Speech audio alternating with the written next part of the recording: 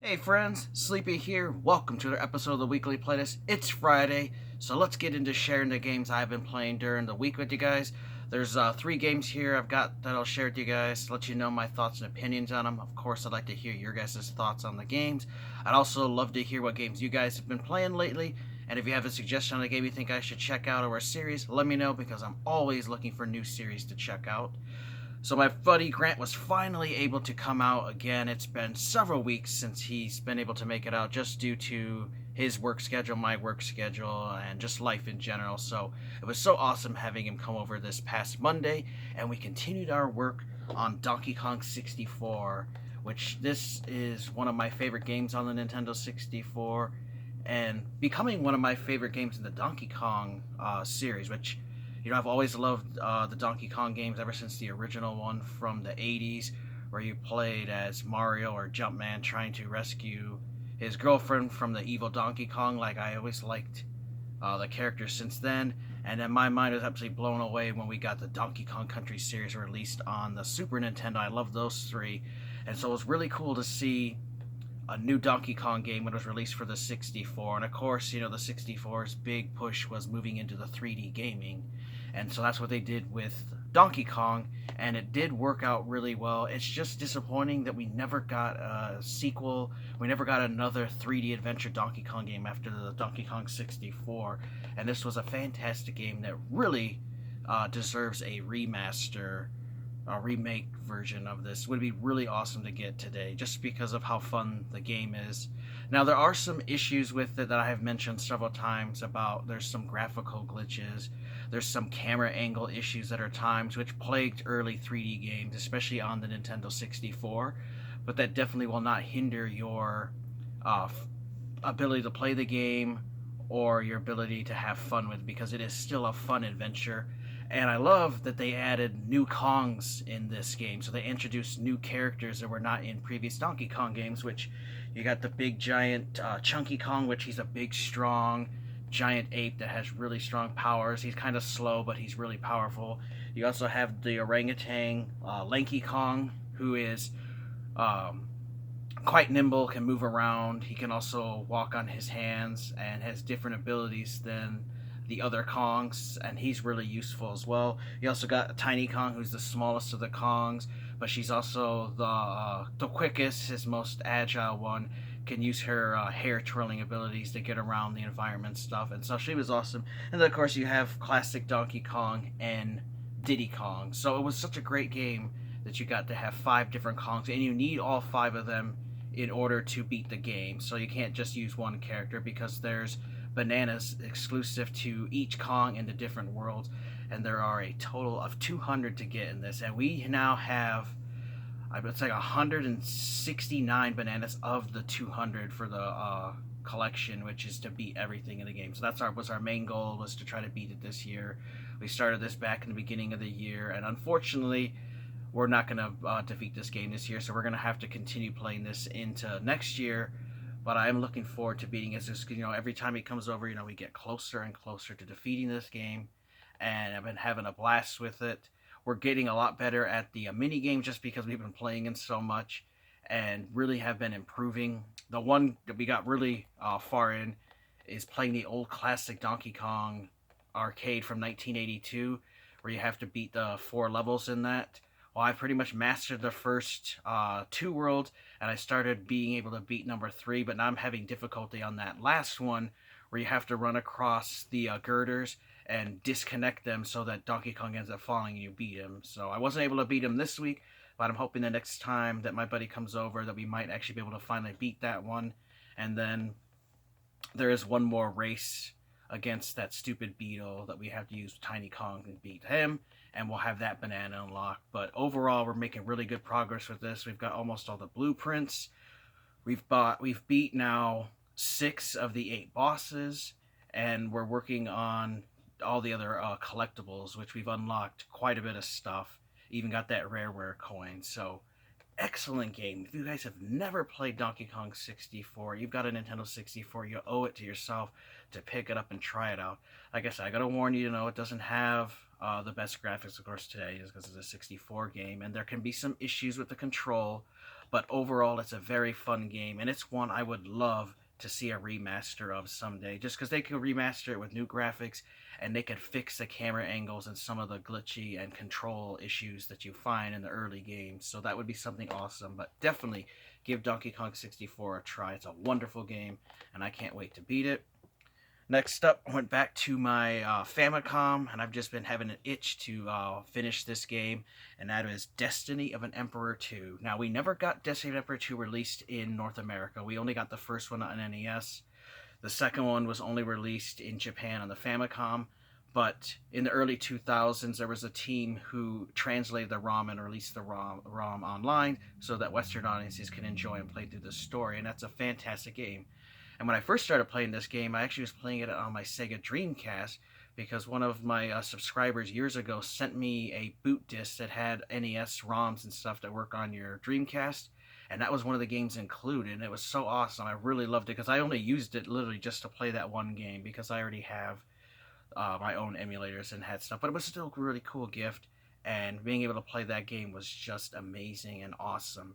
And this year I decided, I wanted to just at least get a copy of Destiny of an Emperor 2, just a physical Famicom copy. I knew I couldn't play it, but I just wanted to have it for the collection, and I happened to stumble on an eBay seller who actually was selling an English translated copy, so he translated the ROM and put that on this copy, and so I was able to buy it and actually play it in English and have an actually English translated copy, and I've picked up several from him now. It's like 5 or 6 different games, and I plan to buy more next year from him as he introduces new ones that he's selling. And this is just a wonderful game. If you guys ever played the first Destiny Emperor, I highly suggest you get Destiny Emperor 2 because it improves upon a lot of stuff over the first one. Where in the first game, when you would you could recruit enemy generals, in this game you can only recruit certain people, but those generals would never level up. Where this one, any person you have in your army, you can actually level them up, which is great. That was one thing I really liked the improvement upon, where the first game only had like a set few main characters that could be leveled up, and then the other characters, since they couldn't level up, eventually they became useless because they couldn't get any stronger, and when you got further in the game and got more difficult opponents, you couldn't use those guys if you really liked them. So that's what I like about this game, is that you can level up all the characters in the game. Now this game plays similar to like a Final Fantasy, have that top-down old school way that NES RPGs play. It's turn-based, and your characters all have a troop bar. Instead of like having a health bar that represents your health, you have a troop bar that says how many troops you have, and every time you take a hit, you lose troops. And when your troops are completely depleted, that general ends up falling, and you have to move on to the next one. And if you lose all your generals, you die. And that's the whole object of the game, is to defeat the enemy generals. And it's just a really fun game.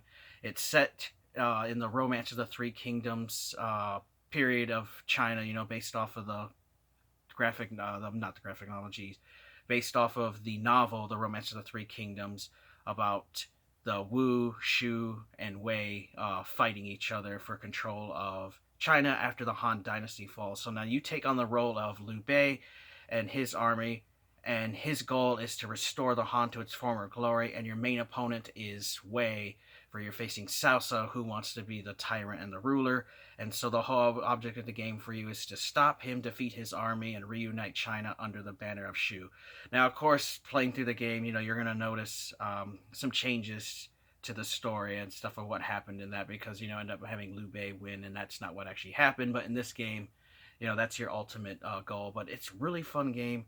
And if you ever played the Dynasty Warrior games, like, you'll recognize all the characters here. Liu Bei, Lu Bu's in this, Cao Cao, the different Wu forces, like Yuan Shao, Yuan Shu, like all the different people you've seen in those games are in this game. This is basically a Dynasty Warriors turn-based RPG, and it is worth checking out and really fun. Now, finding another one of these English translated copies is going to be really difficult, but you can easily find the ROM online to play it, and I highly suggest you do. If you're a fan of the old school NES Famicom RPGs, the graphics are basically compared to like how the Pokemon games look on Game Boy. It's like the best way I could describe how you see the little characters running through the city and stuff. It's worth checking out. It has a great story. You'll get a lot of hours out of this. I've played this a lot this year off and on, and I still haven't beat it. And there's a lot of grinding in it, of course, like in all RPGs, but you could easily get 20, 30 hours out of this game or more. And I've definitely got more than that just because I really enjoy playing it. And I like to play games slower than other people do. I like to explore stuff, level up, and be really prepared and just really enjoy the game. So it's one I suggest you guys check out. So definitely pick up a copy of Destiny of an Emperor 2 for the Famicom. Like I said, you can easily get the ROM online. Now, getting like an English copy like I did would be kind of difficult. I just happened to stumble upon this and had to have it for my collection. Wonderful game. And the final game, I've just been addicted to this game. I just can't get enough of it, and that is Tokyo Extreme Racer 3. Now, I'm currently have two vehicles. My first one was the Mitsubishi FTO, and now this I have the Mitsubishi GTO, and it's a twin turbo engine. And I have this second car almost maxed out with the upgrades that I have abilities for. I have been able to defeat more of the Wanderers, so I have almost 100 opponents beat, and now I'm just working on trying to beat the first boss of the world, because I did run into the second boss, which is Bloodhound, again, and in the rain. I mentioned this before playing through it, though, that if you race Bloodhound in the race, and like rain, the rain actually turns into blood, which is really cool race. So if you ever run into him, I highly suggest you wait till the rain and then battle him there, so you can see that cool blood effects where the rain turns into blood and you see the blood spraying behind your guys' cars. And I've gotten a lot better at defeating him just because my car's a lot better. I've made it a lot lighter, and I've been having an absolute blast with this game. And I definitely suggest you guys should check out Tokyo Extreme Racer 3. Now, my good buddy Dean asked me last week's video about why I preferred Tokyo Extreme Racer 3 over Zero, and I figured I'd let you guys know why I like it. Just because this one, the graphics are a lot better visually. They're more impressive. You actually can see the opposite traffic on the other side of the highway. You actually can see that. Where in the previous Tokyo Extreme Racer games, you only ever saw the traffic on your side. You never saw traffic on the other side. So I thought that really added to the realism. This also added more rivals. In Tokyo Extreme Racer 0 only had 400. This added 200 more to make it 600 opponents. It also added an extra 100 miles of track, and it added 3 other cities for you to race on besides just Tokyo's highways, which is awesome. And it has much more customization for cars too. That's another thing I really like. You can get more depth to the car. You can adjust the wheelbase. You can adjust the kind of wheels, the way the design. You can change the color of the car, which you can change the color of the car for free, which in Zero you had to pay for, which kind of sucks. Like this one, I've been able to tweak colors, and I have a brown and black car right now that I really love the color scheme on it, and that's something that I really like. There's a lot more parts to change.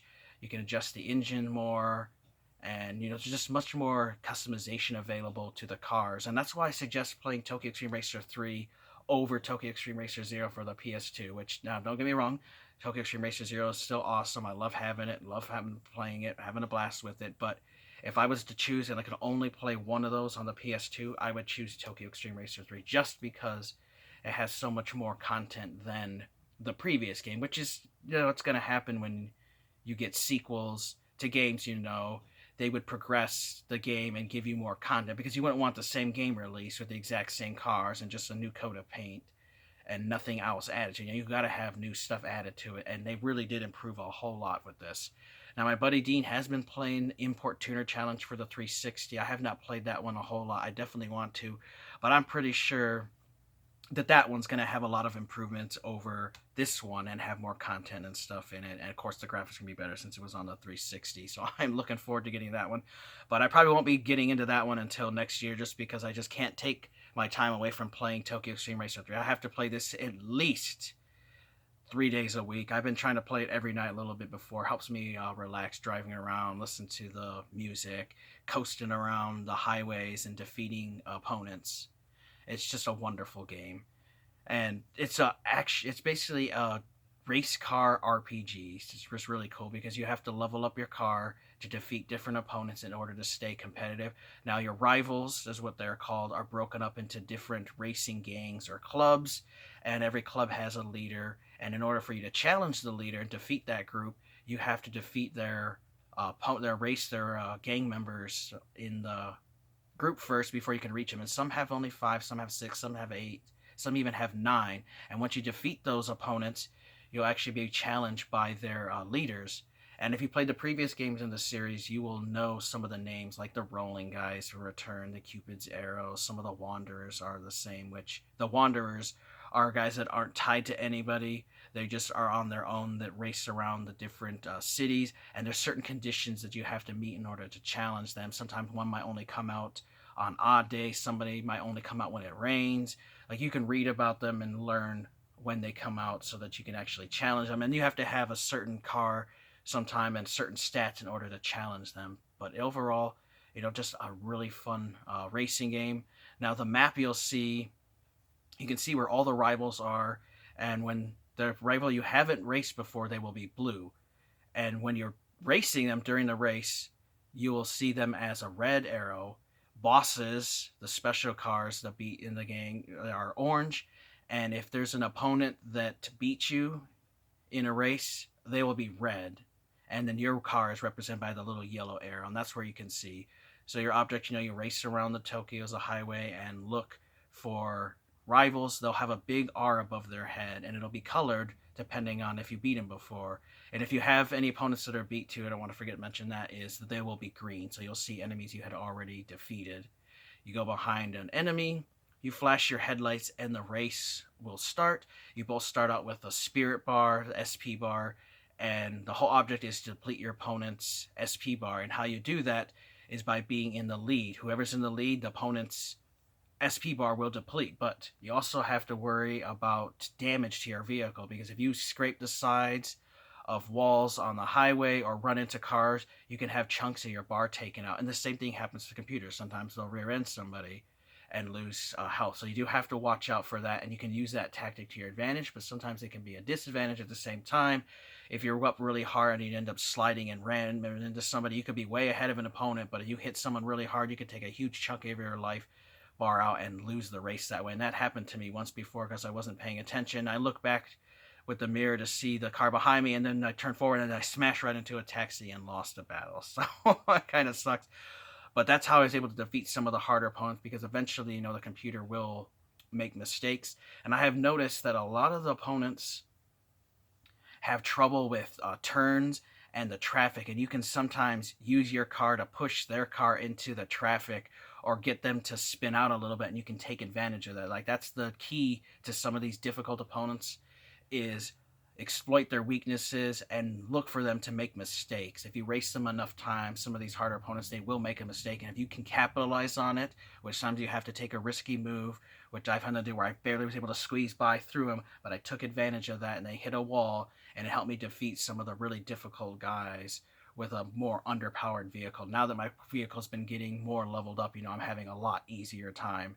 And another tip I'll recommend to you is look for older opponents that you have beaten already that are easy to defeat. Race them and see how easy it was, because you can keep challenging them over and over and over again. And of course, it's grindy, but I've been doing that to get money so I can keep leveling up my vehicle and upgrading my vehicle by changing the body style with carbon fiber parts, which makes the vehicle lighter, because the lighter your vehicle is, the faster it will move. And of course, improving the transmission, the clutch and engine, everything will make your car faster, because that's the key to this game, is getting a car that is fast and can control well. I've got high grip tires, and I've gotten really good with using the controls, and I'm able to coast around. I'm able to drift around corners and through opponents, and it's just a fantastic racer that I highly suggest you guys check out. You gotta try out Tokyo Extreme Racer 3. Wonderful series. I suggest trying all of them out, but I definitely would suggest you guys try out Tokyo Extreme Racer 3, as it's a fairly cheap title for the PlayStation 2. It's no more than like $10. Now, locally, this game is like $3 to $5. It's just become really hard to find lately. Like, this one took me a while to track down another copy, and I got it for only $5. I used to see this all the time, but it's just becoming a little harder to find here. But of course, online you can easily find it, and I've seen several copies for like $8, $9, $10. definitely suggest you guys try it, especially if you're a fan of racing games. Now, I do have to warn you though, if you're one of the people that really loves your Forzas and your Gran Turismos and you like that big immersion and simulation kind of racing, that's not what this is. This is arcade racing, more about having fun, quick, short little races. And you can run into walls and bounce off cars. Your vehicle's not going to get damaged or anything. There's no time checkpoints like in a traditional arcade racer. I mean, they just keep track of how long the race is, but you're not under any kind of time constraint where if you don't meet a certain time limit, you'll lose the race or anything. So definitely think you should check out. And another thing that this has over Zero that I have only mentioned a few times is sometimes when you race certain bosses, they'll actually recruit one of their number two, their the second underling, to race with them, and you have to actually race two opponents at once. And that happened to me with the rolling guys. I completely forgot that was part of this game. And surprisingly, since they're the first gang in the game, they were actually pretty difficult to defeat. It took me several tries to actually beat them, but it was a blast being able to race two guys at the same time. So I had two SP bars I had to worry about, because even if you had the one behind you depleting, you had the leader in front of you depleting your bar, and it was just fun. It just adds to the game, and it's one you guys should definitely check out. So Tokyo Extreme Racer 3, an amazing game for the PS2. We'll do our quick little recap. I talked about Donkey Kong 64. My buddy Grant has been coming over this year on Monday nights when he's available, and we wanted to 100% beat this game because I had always played this as a kid. I'd always get to a certain point, stop playing it, forget the game, start all over again, and I got tired of that pattern. I wanted to finally say, okay, you know what? I want to sit here. I wanted to actually beat this game, and I want to 100% do everything on it, because we went through and already beat the first 3 Donkey Kong Country games. And once we have this beat, then we're going to move on to the Donkey Kong Country Returns and Tropical Freeze. And then I'm thinking we might even play some of the Game Boy Advance or Game Boy Donkey Kong Land games, just because my buddy hasn't really played those, and those are also fun titles. And this has, 5 Kongs. It's set in 3D. It brought the 2D adventure to a 3D platformer. It doesn't have the best controls. At times can have some camera glitches, but that will not hinder you from having fun with this game. So if you have a 64, definitely recommend Donkey Kong 64. We also talked about Destiny number 2 that was only released on the Famicom in Japan. You can easily get the translated ROM online these days. Now, in getting like an English translated copy of this could be kind of difficult. I just happened to run into a seller that happened to have them on eBay, and I've never seen the seller with any other copies. But this was just a fun game, it's an RPG, plays like the Final Fantasy and your other NES/Famicom RPGs. They're turn-based, really fun. It's based off the Romance of the Three Kingdoms, which is set in the ancient China, about the fall of the Han Dynasty and the 3 different factions that were fighting and trying to take control. You play as Liu Bei, and you face Cao Cao of Wei, and your whole object is to restore the Han Dynasty and stop the tyranny of Cao Cao. Wonderful game. I definitely think you guys should play, especially if you played the first Destiny of an Emperor. They really improved upon that first game. Plays the same, but they added new stuff to it and made it a much better game. And the final one we talked about was Tokyo Extreme Racer 3, which is a wonderful racer, arcade racer, so fun. 600 opponents. I mean, this is going to give you tons and tons of hours of play. Just know, there is a lot of grindiness to it, but it's just fun to race around and relax, listen to the music, race opponents, and then just have fun. And I highly suggest you guys check out Tokyo Extreme Racer 3 for PS2. So let me know your guys' thoughts if you played any of these 3 games, what you thought about them, how you enjoyed them. I'd also like to hear what games you guys have been playing recently. And if you have a suggestion on a game you think I should check out, please let me know. I'm always looking for new games to experience. I want to thank you guys for watching. Take care. Have an amazing day. And Sleepy, we'll see you guys next time.